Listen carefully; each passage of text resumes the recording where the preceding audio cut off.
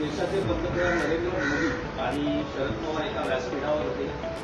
एकूण त्यांच्याची सहजता होती आणि मोदींनी ज्या पद्धतीने त्यांना वागणूक दिली, त्यांची काळजी, त्यांना पाणी देणं, हे जे सगळं बघितलं तर तुमचं त्यावर काय मत आहे? माझं आमचं काहीच मत नाहीये त्याच्यावरती. काय मत असणार? मत काय असू शकतं अशा गोष्टींवर, अशा घडामोडींवर? एकतर शरद पवार साहेब हे मोदींपेक्षा सिनियर आहे. प्रधानमंत्री पदाच्या किंवा सत्तेच्या पदावर कोणी बसला म्हणजे तो ज्येष्ठ आणि श्रेष्ठ होत नाही. साहित्य संमेलनाचे स्वागताध्यक्ष शरद पवार होते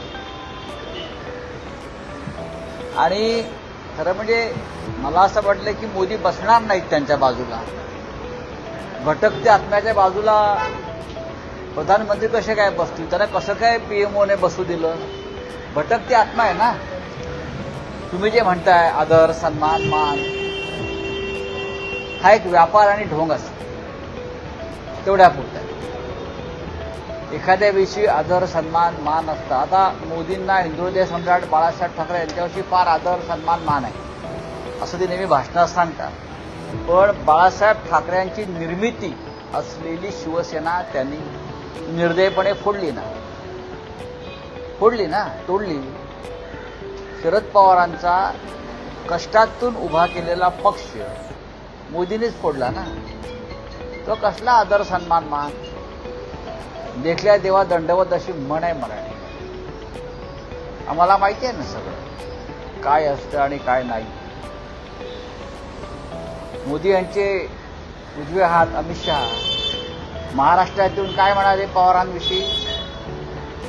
काय म्हणाले की शरद पवार साहेबांचं या देशासाठी आणि महाराष्ट्रासाठी योगदान काय, हा प्रश्न विचारला. महाराष्ट्र लुटला, काका आणि पुतण्यांनी महाराष्ट्र लुटला असं कोण म्हणाले? नरेंद्र मोदी म्हणाले.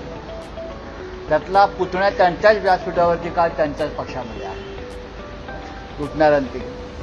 आणि स्वतः काकांसाठी मोदी खुर्ची ओढत होते, बसायला पाणी देत होते. याला ढोंग म्हणतो आपण, ढोंग. ज्याच्याविषयी खरा आदर आहे तिथे राजकारण होत नाही. काल सुद्धा साहित्य संमेलनाच्या व्यासपीठावर 2-5 मिनिटासाठी का होईना एक व्यापार झाला, एक राजकारण झालं. महाराष्ट्रानं फार ते गांभीर्यानं घ्यायचं गरज नाही. महाराष्ट्रानं साहित्य संमेलनाच्या अध्यक्षा डॉक्टर तारा भवाळकर यांनी केलेलं भाषण गांभीर्यानं घ्यावं. शरद पवार आणि नरेंद्र मोदी भेटीची ओढ दोन्ही बाजूनी आहे. कारण साहित्य संमेलन मोदींच्या हस्ते त्यांचं उद्घाटन व्हावं यासाठी पवारांनी पुढाकार घेतला आणि काल स्वतः पवार असं म्हणाले की साहित्य संमेलनाचं उद्घाटन मोदींनी केलं याचा मला आनंद आहे. प्रधानमंत्र्यांनी केलं, मोदींनी नाही. असं आहे की देशाच्या राजधानीमध्ये संमेलन झालं. काही लोकांचा अट्टहास असतो संमेलनाच्या निमित्तानं राजकारण करण्याचा, राजकीय वर्तुळात फिरण्याचा किंवा मिरवून घेण्याचा. एखादं संमेलन राजकारणाशिवाय केलं पाहिजे अशी माझी कायम भूमिका आहे. काही गरज नाही. दिल्लीमध्ये आहे म्हणजे याची सत्ता आहे, त्यांना व्यासपीठावर बोलवावं लागतं, त्यांच्या मागे पुढे चौऱ्या ढाळाव्या लागतात. पंडित नेहरूंच्या काळामध्ये असं नव्हतं. आम्ही जे वाचलंय नेहरूंचं संमेलन 1954 साली, तेव्हा हे चित्र नव्हतं. पण गेल्या 5-10 वर्षामध्ये चित्र झालेलं आहे. संमेलन उद्या संपेल. कल की बात कल पुरानी संपून जाईल. फार तुम्ही मनावर घेऊ नका त्या गोष्टी. शेवटी व्यापाऱ्यांचं राजकारण आहे, ते व्यापाऱ्यांप्रमाणे.